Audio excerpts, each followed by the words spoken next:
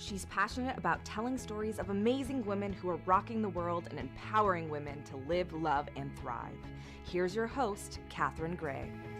Hi, welcome to Live, Love, Thrive Women's Empowerment Hour, brought to you, of course, by 360 Karma. And today, as every week, we have on an amazing woman. She's been in the business of entertainment, working for CBS for the past 30 years. Very excited to welcome my guest.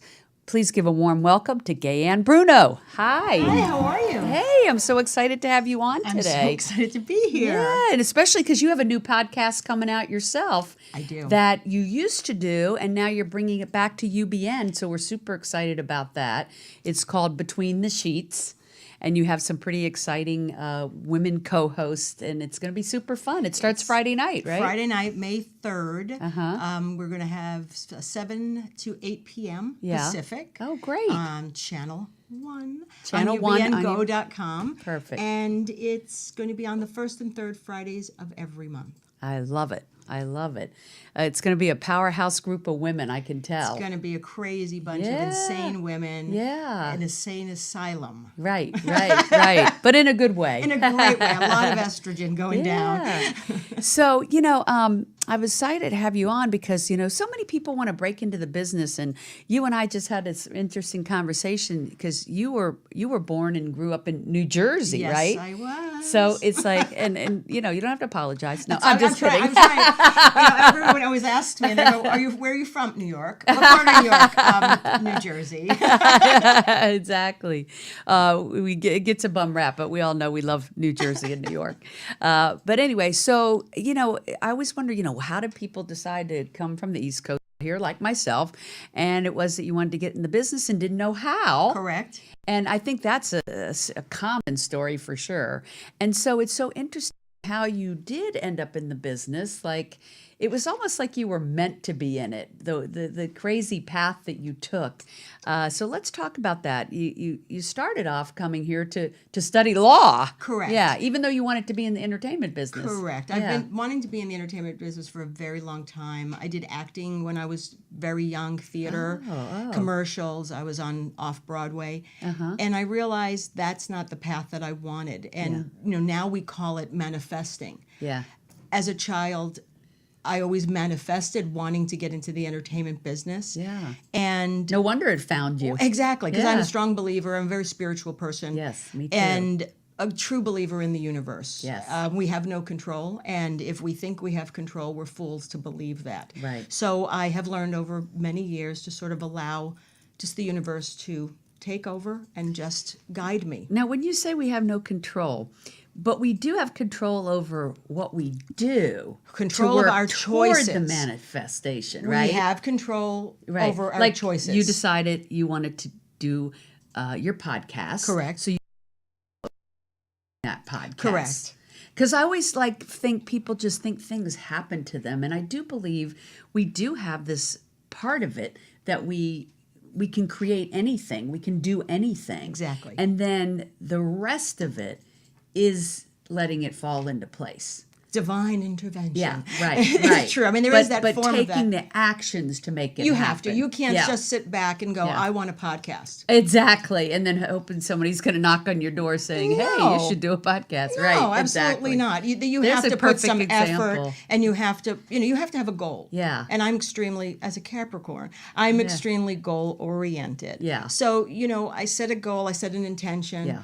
And then, yes, you have to help the manifestation to happen, right. to come to fruition. But then when you take those actions to create something, I do believe exactly like you do that then the universe delivers. So it's kind of like, I think I'll have a podcast. And the next thing you know, someone calls you who'd be a perfect co-host, or someone refers you to a perfect co-host. And that is where I believe the universe supports what it is you decide you're going to do. Absolutely. What's the saying?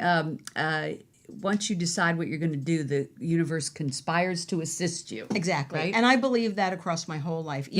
Even like there are no chance meetings. There's a reason why you meet every single person in your life. Right. Period. Yeah. And just accept it. Right. And you're like me. We love meeting new people. I love meeting new people. It's And so I'm a fun. talker. Yeah. I'm a talker. And I know that's, to some degree, a lot of people don't like it, but I love to talk because it's about feeling the energy. It's about communicating. Yeah. It's about it's an exchange of energy. Yes. And there's nothing more exciting to me than that, which is why I've been why I'm doing the podcast. Yes. Also, and why I've been at my job at CBS for 30 years. For 30 years. So I'm excited to talk to you about that because, first of all, I want to know how you got into the business and what it was like 30 years ago for a woman to get into the business. So it's so interesting to me that you really wanted to be in the entertainment business and the circumstance of events that happened that actually put you there. It's almost like you were pulled into it. Agreed. Yeah. So it was your dream, and then you kind of fell into it. The story is wonderful. You just shared it with me before the show, but let's share it with the audience that so you came out here to study law. Because I had no idea how to get into the entertainment business. Yeah, so why not study law? Why not study law? That one never occurred to me. Study law. And because I sat there, I'm a thinker Yeah. and I'm a problem solver, which again, why I have the job that I do. I'm a director of photography, art director, producer. That's what it encompasses. Yeah. So I'm a problem solver by nature. Yes. And a fixer. So I was thinking in my junior year in college, Yeah. and I did it in London. So I was in London thinking about this. Yeah. What am I going to do with my life? And how am I going to get into the business? And even if I move to Los Angeles, that doesn't guarantee me Right. to get As many will attest. Yes. So when I came back, a lot of my friends were going to law school. Yeah.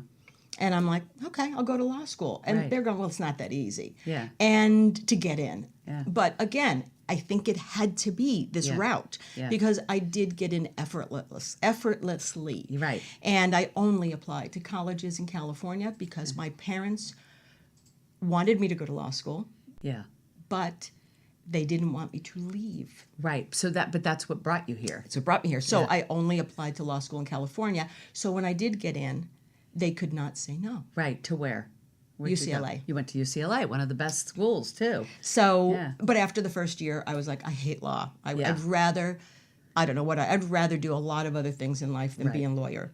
But I have that personality where I don't quit. Yeah. And I also realized, again, that I was there for a reason. So I must continue this path. And what I learned at law school is invaluable. And believe it or not, I use it still in my life and in believe my it. job.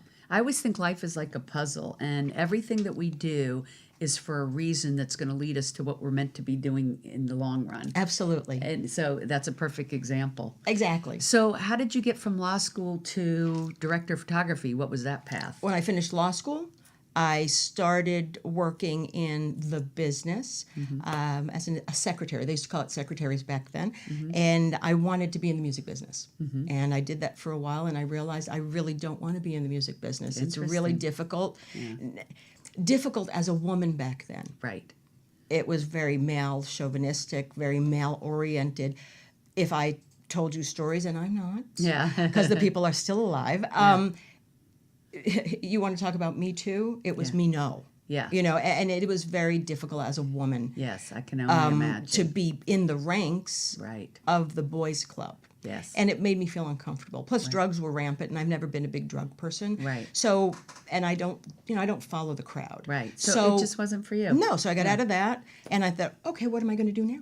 Yeah. So UCLA, because I have the relationship with them, have a, what is it called? It's courses, certifications. Yeah. And one that appealed to me was public relations. So I took the certification course. While I was there, I met someone at ABC. Yeah.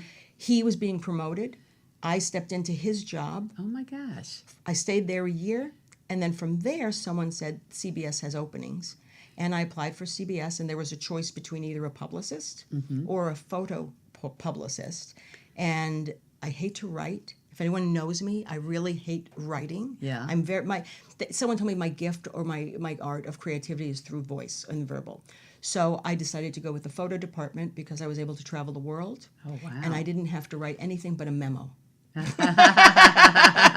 Perfect. So, and that is how I've been. It's good you knew your strengths. Exactly. So, director of photography, I think a lot of people would probably think it means that you do the photography, but you were educating me today that no, in fact, you're more of a producer that brings in the photographers to then take photography for the shows. So you work on all these fabulous shows, have for 30 years. Right now, you told me you're working with The Talk. I work on The Talk since which the we pilot. love. Yes. And other shows like NCIS and I don't know which Life others, in but- Pieces Oh my and The gosh. Neighborhood. An interesting story. What goes around comes around. I worked on the original Murphy Brown series Oh my gosh. when I started, and we just had a reboot. Yes. And Candace requested me. Oh my gosh. And she goes, well, if I Gaye Ann love Bruno it. is still there, I want her to work on the show. Oh, I and love that story. Even though they filmed in New York, I was fortunate that I didn't do the hands-on because I was in Los Angeles, but I had the great opportunity to reconnect with everybody from the original show Oh, I and love fly it. to New York to do the ad campaign. And by the way, I love the return of it. I think I think it was like, oh, is it going to be as good as the original? It is. It's fantastic. Unfortunately, it's not as it's great, but it's Yeah. not as groundbreaking as the original because of the advent of the internet, social media. Right. People are a lot more politically savvy now because so much is Oh, but available. I did think she was really bold in the topics. She's they- amazing. they- Candace, I have to say, politics they tackled. In I have this met a lot reboot. of people and worked with many, many amazing, wonderful, in front of the camera and behind the camera Are they people. continuing that show? Don't know yet. We'll find out in May Oh, I hope at the so. Upfronts. I hope so. We're voting for it. I'm hoping so too. But a nice little nugget of that is when they added a cast member to the cast that wasn't in the original, and it happened. It was wonderful because it was a really good friend of mine, Tyne Daly. Oh, right. I did not work on Cagney and Lacey. I'm not old enough, but Yeah. I did do the movies of the week. Yeah, But we Tyne love and Sharon Tyne. are very good friends of mine, and so that was just an extra nugget and bonus when that got And picked this up. is what you love about your job too, right? Is we were talking, no 2 days are alike. You're always working on different shows, meeting new people. I mean, how much fun! And I love that after 30 years, you still love your job. I do. I still walk in every Yeah. day, really excited to do it. That's I so mean, there were cool. moments, obviously. Yeah. But on a whole, Yeah. And I mean, and literally, there are actors and actresses that I've worked with. Yeah. And there are two. Yeah. That I really don't ever care to meet or work with Okay, again. who is it? I can't say. I will not I say. thought I'd get it now, out of my you. friends know. My friends know. But I will never tell tales. I think that's a Because good, you know good- what? That's another thing I believe. Yeah. You know, I could have a really horrible experience with someone, Yeah. but you could have the complete opposite. Yeah. So I never judge. maybe they're having a bad day. Yeah, or- and I yeah. never say when someone says, "Oh, you're working with such and such," they're horrible. I'm like, really? Because they're really nice to me. Right. So I'm only going to You go on your experience. go in my experience, Yeah, and I'm I've had the same way. Yeah, I just don't. You know, you don't judge. How do Yeah. you judge? You don't know. You don't walk in someone's shoes. Right, exactly. Or know what kind of day they're having or what they're going through. Exactly. Yeah, everybody has a bad day. Well, not you and me, but other people. No. I have my I'm- bad I'm days, kidding. and as I'm I get kidding. older, I'm having my bad days more and more. So how has the industry changed? Like when you started 30 years ago, was it still very male dominated, obviously? It was And- completely male dominated. Yeah, and has that evolved a little bit? The good part, and why Yeah. I'm happy I landed in publicity, Yeah. is even though the entertainment industry as a whole was male dominated, Yeah. publicity was always female dominated, Even back 30 years? even back 30 years. Wow, how interesting. When I started, there was a female boss, and there was a Oh. female boss before her. And it's just, there's a lot of changes, but I think the climate in my department Mm-hmm. has always been fine because it's been female. Isn't that And not that I'm not a interesting? male hater, I love men. Right. But back in the day, there was this feeling of, what is the word? Where someone feels they deserve something because they're a man. Entitlement, Thank you. Entitlement. right. You know, and I did come in a time where, yes, the time before me, Yeah. I think had more of the casting couch sort of attitude with secretaries and their bosses. Right. I think when I came along, which was 1989, there was a transition and a shift.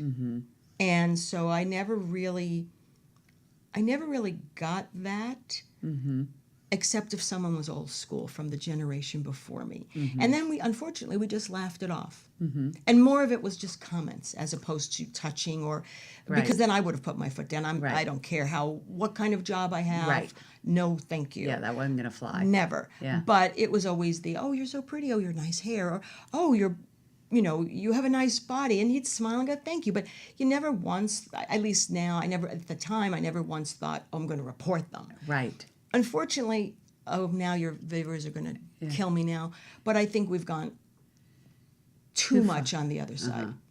Right. I think now we're a little bit too People politically are correct. walking on eggshells. Yeah. And I don't like that. I think there is a decorum in business and professionalism that one needs to be held up. But you know what? If for so many years it was so totally in the wrong direction, it's only probably normal that we would start by overcompensating. Absolutely. It's not like it just draws up to the middle and everything's okay. But I think it'll work its way back to being how it should be. Absolutely. Don't you? I do. So I agree. It's growing pains. It's sort of like the pendulum goes this way and then all the way that way. Yes. And eventually we'll find that happy medium. Yeah, absolutely. Yeah. Well, it's just like being, in being who we are. Yeah. I mean, I know it's LGBTQ. When I first came out, It was L and G. It was just L and G, maybe a B. But being on the board of LA Gay Pride for 12 years. Yes. That really was a great education. I learned the history of, who my predecessors were, what they did to allow me in my time to be able to be comfortable. And then now what people that are our age, kind of trailblazers, voices out there, that are doing to facilitate so that the next generation and the generation after have more opportunities. Yeah, and it's nice that it is moving in that direction. Although Too slow for me we sometimes. still have growing pains in that area too. But I know you did. You were the VP of Entertainment yes. for over a decade for LA Gay Pride, which, by the way, I'm on the committee for the women's event this year. Yes. Yeah, excited about that. With Madonna Cacciatore, who's a wonderful Love Madonna. executive director. And Robin. And Is Robin. not on the board, but they're a perfect couple. Yes, they're wonderful. And I know that's coming up, the women's event June 2nd. Correct. At Paley House, which Yes. will be a lot of fun. And that kicks off the whole week. They actually have a night at Universal before that. And then the Friday night around June they do 1st is Dodger? Dodger game. Dodger game.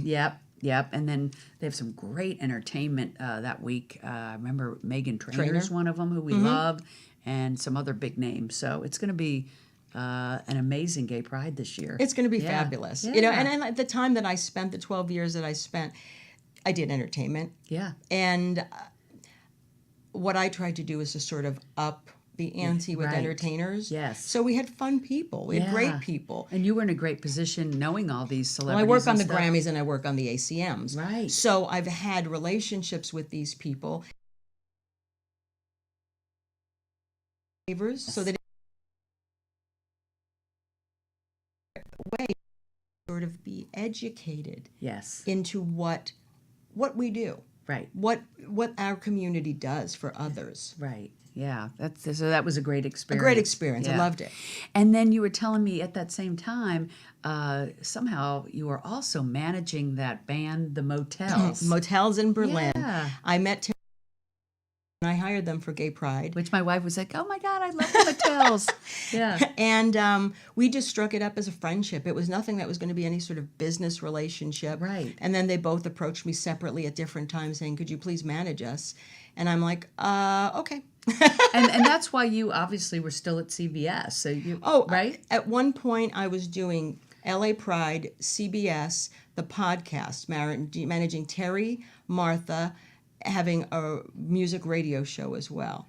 And managing the Motels? And the Berlin. Yeah, I was doing 7 things at once. I was very thin. Wow. Very thin. So I just need to do those 7 things That's to be it. fit. You know what? I've tried everything. There's a diet. I just tried. A friend of mine was going through a keto 60-hour everybody's reboot. doing that. Yeah. And she talked about it. And she didn't say do it, but she said, I thought, maybe I'll try it. So she put me in contact with the person to do it. I went through one day and I was fine. It's a high fat diet and it didn't work with my system. Right. And you know what? I don't think I don't think one size fits all. No. I think everybody's body's different and you have to do what's right for your body. Yeah. Correct. And the thing is, I've tried, I've never been really, I've only been like very thin once, but that was because, as I say, death death is the greatest diet. When you go through tragedy, Right. you're in. Yeah. And That's the worst. that was the worst. So I wanted to ask you about.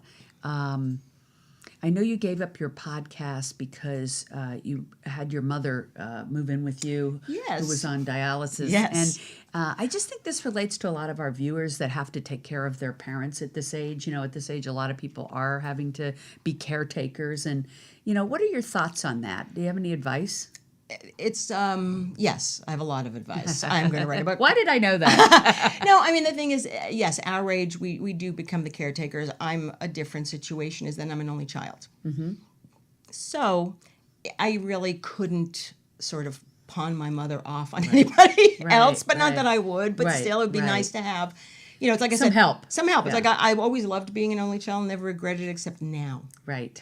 And she lived in New Jersey and she couldn't do it on her own. And it's like I said, Italians do not put their relatives in homes unless it's extremely necessary. Right. So I brought her in to live with me. Yeah. And it's been a learning curve just on her diet, doctor's appointments, and fitting her in. I mean, I have never been responsible for anyone but myself. Wow, that's huge. Yeah, and it's like my therapist a while back had told me, we are trained in life to take care of our parents. I said, how? They said, well, because they take care of you.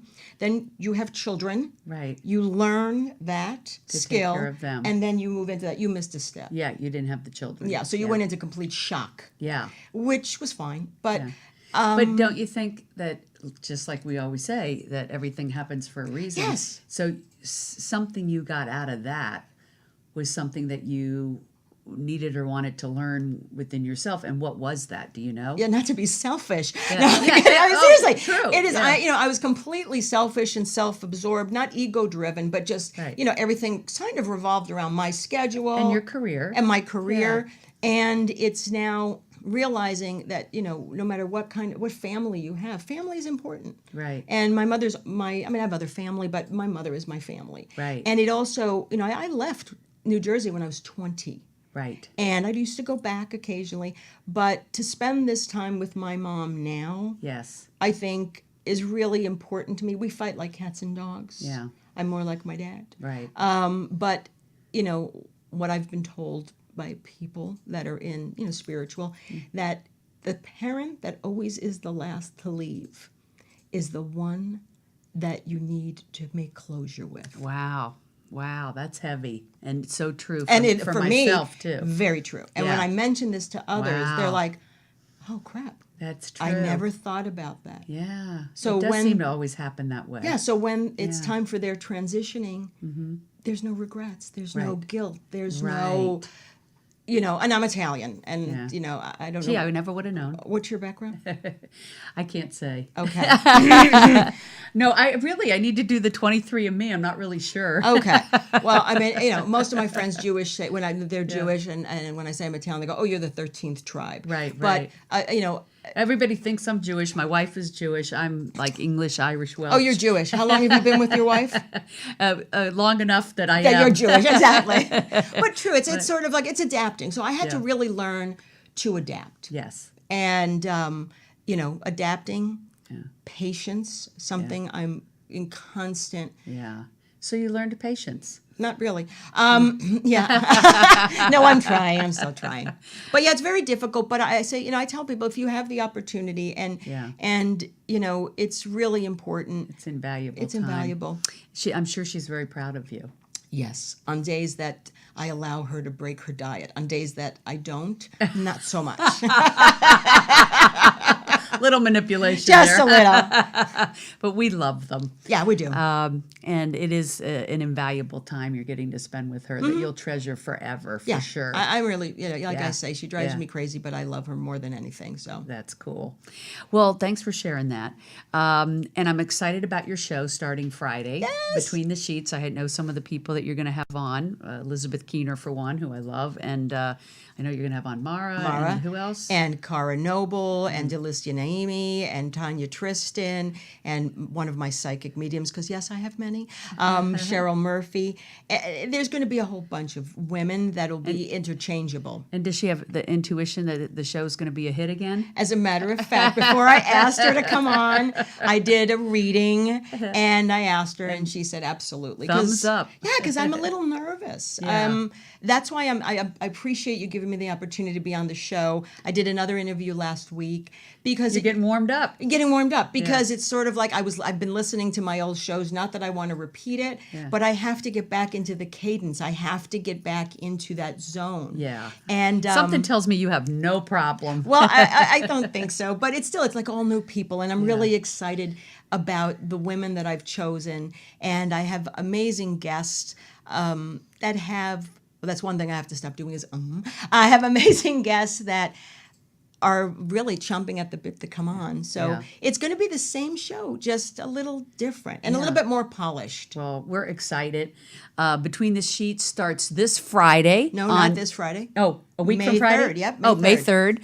And it's going to be on at 7 o'clock. Yes, ma'am. And they can watch it on UBN Go Channel 1, right? Correct. Okay. Right across the hall. Gaye Ann, we wish you all the luck Thank with you. the new show. We're excited to see it. And just keep on, making a difference in the world. You're a trailblazer in the field that you're doing, and I'm sure an inspiration to a lot of young women that want to get into the biz. Well, you know what? The young women inspire me as well, so it's reciprocal. Yeah, it is reciprocal. Thank you so much. Thank you. And thanks for tuning in. Make it a great week. Hugs and happiness. We'll see you next week.